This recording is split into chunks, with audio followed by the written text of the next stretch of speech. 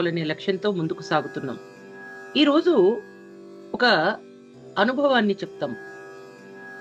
భగవద్భక్తులారా, మనమంతా కూడా ఆంజనేయ స్వామిని స్తుతిస్తూ ఎత్ర ఎత్ర రఘునాథ కీర్తనం తత్ర తత్ర కృతమస్తకాంజలిం బాష్పవారి పరిపూర్ణలోచనం మారుతిం నమత రాక్షసాంతకం అని స్మరిస్తూ ఉంటాం, పారాయణ చేస్తూ ఉంటాం. దాని అర్థం తెలుసుకోవాలి కదా.